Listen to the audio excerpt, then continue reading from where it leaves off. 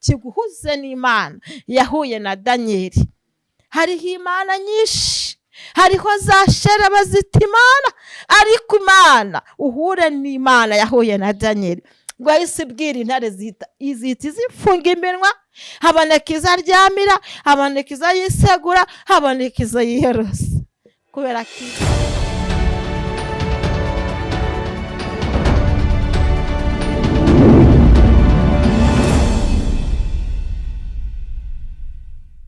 turabasuhuje mwebwe mukomeje gukurikirana Mukakarangwa TV. Ikaze, turagarutse kubagezaho ijambo ry'Imana. Nizere ko riraza kugira ikintu ribamarira. Uyu munsi rero turi kumwe na Evangeliste Devuta, agiye kutugezaho ijambo ry'Imana yaduteguriye. Nizere ko riraza kubafasha. Reka tumwakire, murakoze cyane. Shalom. Twongeye gushimira Imana ko yongeye kuduha akanya ko kuganira. Ikaze udukurikiye mu bihugu bitandukanye, naho uherereye hariho hose, waba uri ku butaka bw'u Rwanda, waba uri hanze, aho uherereye hose ikaze. Reka dutangire dusenga Imana kugira ngo ibashe kutuba hafi, ibashe kutumenyesha, ibashe kutubwira, ibashe kutwongorera n'ikaribu. Turagushimiye Uwiteka, uri Imana y'amahoro, uri Imana ijya ihindura ibihe, uri Imana ijya ihindura amateka, uri Imana ijya igira neza, uri Imana ijya yimura imisozi kandi ngo ukayimura itabimenye. Iyi saha n'uyu munota turi imbere yawe, twemere uze wivange mu byacu, twemerere uze ubane natwe kuri iyi channel yacu Mukakarangwa TV.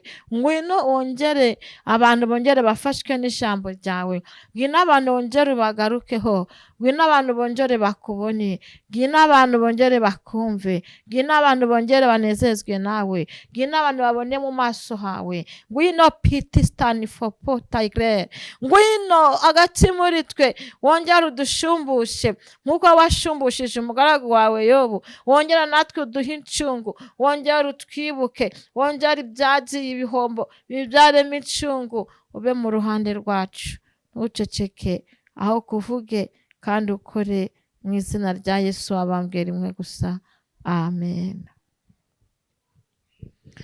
Uwimana yatahirije ikamuhambirira abareba, bagatangira kubazanya ati Imana yuribahe. Uwimana yatahirije ikamuhambirira abareba, bagatangira kubazanya mbese Imana yuribahe, mbese Imana yuribahe, mbese Imana yuribahe. Uwimana yahaye ibibazo ikabirangiza bose bareba, bagatangira kubazanya mbese uriya ninde waje gushima, mbese uriya ninde waje gushima, mbese uriya ninde waje gushima. Uwimana yatahirije yo ikamuhambirira abareba, bagatangira kubazanya mbese Imana yuribahe, mbese Imana yuribahe yo, mbese Imana yuribahe, mbese Imana yuribahe. Amen. Dusomye ijambo ry'Imana tugiye gusanga muri Yobu ibice 42, turava ku murongo wa 7. Ni ijambo usanzwe wumva, ariko dutangije ikorasi ivuga ngo Uwimana yatahirije iranamuhambirira, abantu bagatangira kubazanya, bakibaza ahantu Imana yawe iri, kuko babonaga ko ntayihari, ariko iyo yaje abantu barabimenya. Imana ishimwe. Yobu 42 umurongo wa 7 haravuga ngo Imana ikiza Yobu imushumbusha ibyo yari yarapfushije. Nuko Uwiteka amaze kubwira Yobu ayo magambo, Uwiteka abwira Elizafazi w'umutemani ati, uburakari bwanjye burakubyukiye, wowe na bagenzi bawe babiri, kuko mutavuze ibyanjye bitunganye nk'uko umugaragu wanjye Yobu yagenje. Nuko rero nimwishakire ibimasa 7 n'amapfizi y'intama 7, maze musange umugaragu wanjye Yobu, mwitambire igitambo cyotswa, kandi umugaragu wanjye Yobu azabasabira, kuko ari we nemera, kugira ngo ntabagenzereza nk'uko ubupfapfa bwanyu buri, kuko mutavuze ibyanjye bitunganye nk'uko umugaragu wanjye Yobu yagenje. Nuko Elifazi w'umutemani na Biludadi w'umushuhi na Sofari w'umunamati baragenda bagenza uko Uwiteka yategetse, maze Uwiteka yemera Yobu. Amina, amina. Ku murongo wa 12, nuko Uwiteka ahira Yobu ubwa nyuma kuruta ubwa mbere, agira intama 14,000 n'ingamiya 6,000 n'amapfizi 2,000 n'indogobe z'ingore 1,000, kandi abyara n'abahungu 7 n'abakobwa 3. Umukobwa w'imfura amwita Yemima, uw'ubuheta amwita Kesiya, n'uwa gatatu amwita Kereni-Hapuki. Kandi mu gihugu cyose nta bagore bari bafite uburanga bwiza nk'abakobwa ba Yobu. Nuko se abahera iminani hamwe n'abasaza babo. Amina, amina.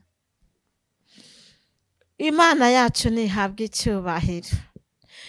Intego mfite iravuga ngo ni uko Uwiteka akwemere. Namara kukwemera aragushumbusha ibyo wapfushije. Imana ishimwe. Ni uko Uwiteka akwemere, namara kukwemera aragushumbusha ibyapfuye cyangwa se ibyo wahombye. Imana ihabwe icyubahiro. Dusomye amagambo maremare, ni amagambo y'umugaragu w'Imana Yobu, uburyo yakiranukiraga Imana.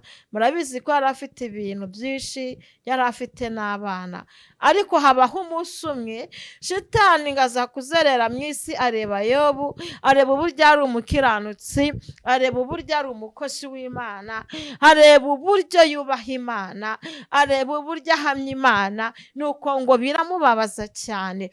Ariko bimaze kumubabaza cyane, hari ikintu gikomeye cyabaye. Haleluya. Hari ikintu gikomeye cyabaye, amaze kubona yuko harimo umukiranutsi wubaha Imana akirinda n'ibibi. Nuko Imana ibona ko Shitani yabonye Yobu, arangije aramubaza ngo mbese Shitani uvuye he? Shitani abwira Imana ngo mvuye kuzerera mu isi. Imana iramubaza, abonye umugaragu wanjye Yobu? Aramusubiza, namubonye. Haleluya. Ni inkuru twese tugiye tuze. Arangije kumusubiza ngo yamubonye, Satani abwira Uwiteka ngo icyatumye akumve ni uko wamuhiriye, wamuhaye abana, wamuhaye amatungo, nta kintu abuze ku buryo yabura kukunezerererwa. Imana iravuga ngo ngaho noneho. Shitani abwira Imana ati mumpe nkwereke. Imana avuga ngo ndamuguhaye, cyo naguhaye n'ubugingo bwe. Imana nigutanga mu bibazo, izasigara ikurindiye ubugingo. Nimara kukwemera, izaguha incungu iruta iyo wabuze. Imana ihabwe icyubahiro. Ndagiraga umuntu wese unkurikiye afashwe n'iri jambo. Nuko Imana igumana ubugingo bwa Yobu, ariko Shitani aragenda amuteza umubabaro. Yabaga yicaye akumva ngo inzigwiriye abahungu be, yabaga yicaye akumva ngo abakobwa barapfuye, yabaga yicaye akumva ngo inka zirapfuye, ibintu biragenda birarangira. Bimaze kurangira, muziko Yobu yaje nawe n'umubiri we gutangwa. Ariko nubwo ibintu byarangiye, nubwo umubiri wa Yobu wagaragaje akajya yishimisha, ntabwo Yobu yigize yihakana Imana. Yobu yaravuze ngo sinziva sinzivanaho kuba inyangamugayo niyo napfa, ariko sinzivanaho kuba inyangamugayo. Hanyuma umugore aramubwira ati ihakana Imana yawe wipfire kuko nta kindi usigaje. Hari igihe kigera abo mu bana bakabona ko Imana yawe ntayihari, bakabona ko nta nihaba, nawe ukavuga uti bimeze gute? Ariko iyi Imana igutanze mu kigaragaza igafata ubugingo biba byiza. Imana ihabwa icyubahiro. Nuko umugore we inshuti ze ziramuvuga, ziramuvuga cyane, ariko ngo Yobu arakomeza avuga Imana, arakomeza aravuga ngo ntago nzivanaho kuba inyangamugayo, arakomeza ahamya Imana. Baramubwira ngo hoya, inshuti ziramuvuga, ariko Imana ibabazwa nuko inshuti za Yobu zamuciye intege aho kumukomeza. Hari igihe ugira ibibazo ugahura n'inshuti zikaguta. Igihe cyose uzaba ufite ibibazo niba uzamenya inshuti ufite iyo ariyo. Haleluya.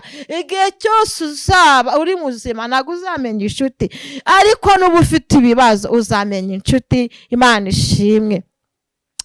Imana ibabazwa n'uburyo inshuti za Yobu aho zari kumukomeza, aho zari kugira icyo zimuzanira, nizo zagiye zimuteza ibibazo byo kumubwira ngo nihakane Imana ye yipfire. Nuko rero ngo Imana ije gushumbusha Yobu. Imana yarababaye cyane. Haleluya. Imana ngo ikiza Yobu, imaze no kumukiza isanga inshuti ye yitwaga Elifazi. Haleluya.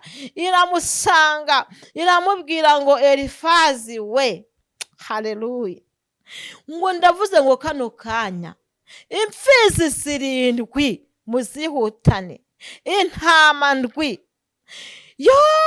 Imana iramubwira ngo kandi ujyane na bagenzi bawe 2, kubera yuko mwavuze nabi, kubera yuko mwakoze ikibi. Nimwe mwari gukora icyiza, ariko umugaragu wanjye Yobu ne washoboye kunkorera neza ntiyandeka, ariko mwe mwakoze ikibi. None mufate izo mfizi muzijyane kwa Yobu, kandi mutangeho n'igitambo cyoswa. Hari igihe Imana ijya kugerageza, ariko iyi Imana ije kugukiza. Hari abantu ibifite igomba gukoresha bakabasha kukugeraho, bakabasha n'ibyo baguhaye ukavanamo ituro ryo gushima, bagatanga igitambo cyoswa ku bwawe, ndetse bakazana Imana ikongera ikakugarukaho. Nuko ngo barangije kwibwirwa n'Uwiteka bahita babikora vuba. Niko dusomye ngo baraza babizana kwa Yobu, buri wese yaragiye ngo arabizana. Dusomye ijambo rivuga ngo nuko Uwiteka ahira Yobu bwa nyuma kuruta ubwa mbere, arongera arabyara, atangira ku mfura, nta mwana n'umwe yari yarasigaje.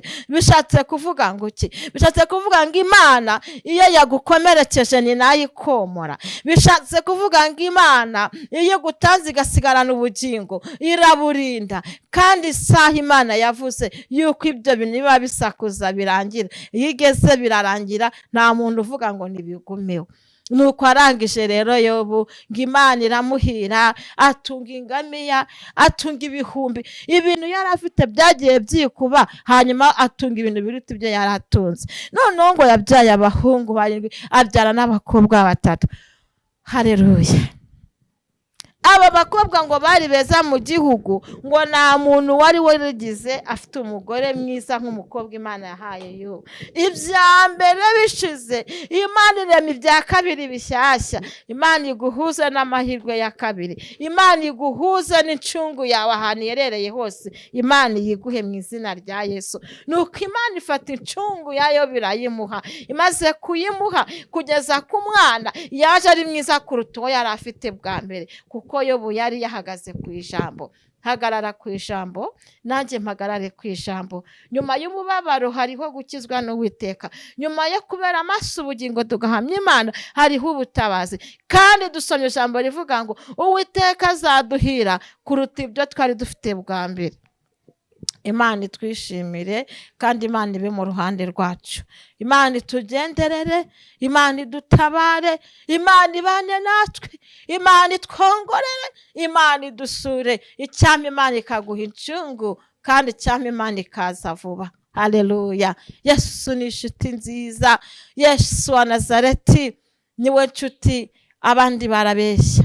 hari ibihugu byita ngo ni imana, uzasanga imana rw'amana batangiza iyi ntoya, ariko imana yo mu ijuru ni iyi nkuru niyo igitangiza. Hanyuma rero hariho n'abiyita Yesu, ariko iyo wahuye na Yesu w'i Nazareti ugahura n'imana itangizwa na iyi nkuru, imana yacu, imana ya Aburahamu, imana iguhuze n'imana yahuriye na Aburahamu ku musozi, ubwo umwana yari amubajije ngo ko ndi kureba inkwi, igitambo kirihe?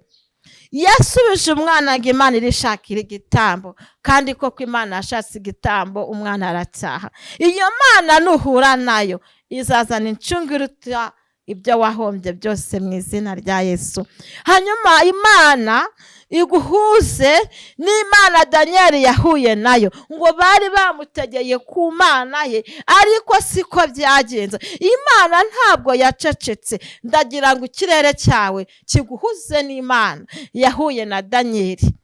Hariho imana nyinshi, hariho za Shera bazita imana, ariko imana uhure n'imana yahuye na Daniyeli, ngo yahise ibwira intare zihita izifunga iminwa, haboneka izaryamira, haboneka izayisegura, haboneka izayiyorosa, kubera ko imana yari yahuye nawe. Imana ikwemere. Haleluya. Nuko imana yemera Yobu, imaze kumwemera imuha ibiruta ibyo yari afite. Nubwo tubona bikomeye, ariko twizere ko imana ije kuducungura. Twizere ko imana iduhuje n'incungu. Abinifoigrere, twizere ko imana ije kuduhuza n'incungu. Iyi Imana igiye kuza abantu baragenda, nta muntu ushobora gutabaga akiri kumwe n'abantu. Abantu bagenda badasezeye, inshuti ukazibura, abavandimwe ukababura, ariko burya umuntu uzatabarwa muri kumwe ntuzamutakaze. Imana ihabwe icyubahiro. Mu by'ukuri aba ari intwari, kuko nayo buyatabawe ntawe bari kumwe, ariko mu gihe nk'icyo ukigezemo uzamenye ko imana ije kugutabara. Rero narinzanye iryo jambo rigufashe nanjye rimfashe. Imana ikwemere, kandi imana ikurinde ubugingo bwawe, kandi imana iguha incungu iruta iyo wabuze, izana ibyiza biruta ibyo wahombye, kandi imana ikwishimire, kandi imana igira icyo ikora, izana ingamiya ziruta izo wari ufite, izana imfizi ziruta izo wahombye, izana abana baruta abo wahombye. Imana iguhuza n'igisubizo, ntiguhuze n'ibindi bihombo. Ahantu haturuka ibihombo twakongera guhura nabyo bya kabiri, Imana ibiturinde, aho kuduhuze n'umugisha wacu mu izina rya Yesu Kristo. Amen. Waba udukurikiye urwaye, ngwino dusengera Imana. Waba udukurikiye wibereye mu bihombo, ngwino tubwire Imana iguhuze n'incungu yawe. Waba udukurikiye uri umupapa ufite ikibazo, hari igihe waba umaze mu ruzerero utabizi, hari igihe wari umaze uri ahantu hakuremereye, hari igihe abantu baba barakuvuyeho, ngwino tuguhuze n'Imana itagiva ku bantu, kandi iyo tuyiseye irakora. Reka dusenge Imana. Uwiteka Mana ishobora byose, turagushimiye kuko wagize neza, turagushimiye kuko waduhaye umwana wawe Yesu wa Nazareti. Tutayabinefo, turasenze kugira ngo uyu mwanya uzuhire umuntu wese udukurikiye, umuntu wari ufite ibihombo, umuntu byanze, umuntu wari warahombye cyane, kugeza kuva ku mwana kuzamura ahantu hose yahombye. Nsenze nsaba ikimenyetso kivuga ngo muhuze n'incungu ye, kandi umugirire neza abantu babimenye. Urakoze aho ugeze bijya byemera. Nanjye nsabye nizeye ko ubikoze, kandi nsabye nizeye ko urabana natwe, mu izina rya Yesu wabambwe rimwe gusa. Amen.